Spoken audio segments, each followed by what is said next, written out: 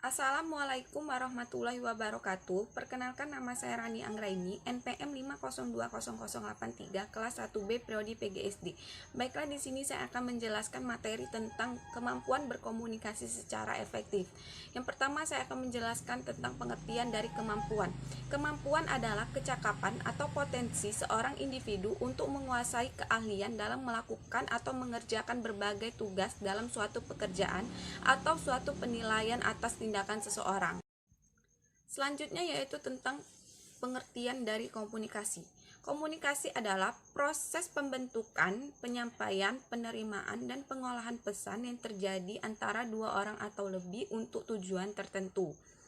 Komunikasi dikatakan efektif apabila orang berhasil menyampaikan apa yang dimaksudnya, atau komunikasi dinilai efektif apabila rangsangan yang disampaikan dan dimaksudkan oleh pengirim atau sumber berkaitan erat dengan feedback atau rangsangan yang ditangkap dan dipahami oleh penerima.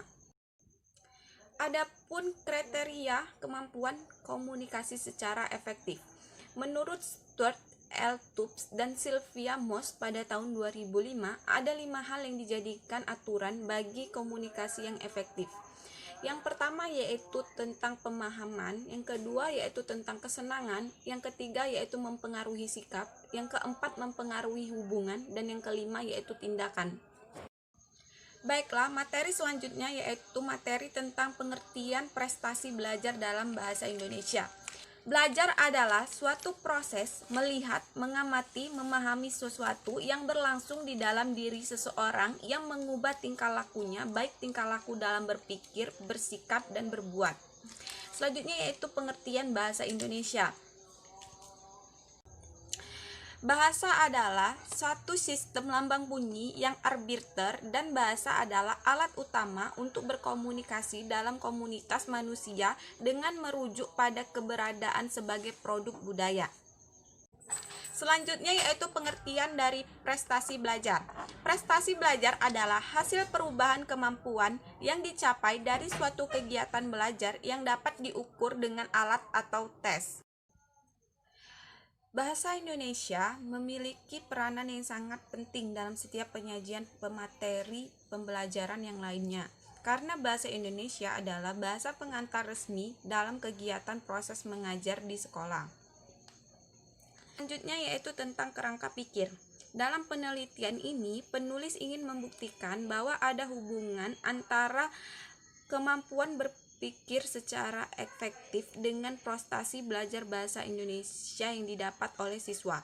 Atau dengan perkataan lain, kemampuan komunikasi efektif mempunyai hubungan dengan hasil belajar bahasa Indonesia siswa. Kaitan kemampuan komunikasi efektif dengan prestasi belajar bahasa Indonesia sangatlah erat. Apabila orang berhasil menyampaikan apa yang dimaksudnya atau komunikasi dinilai efektif, maka rangsangan yang disampaikan dan dimaksudkan oleh pengirim atau sumber berkaitan erat dengan rangsangan yang ditangkap dan dipahami oleh penerima.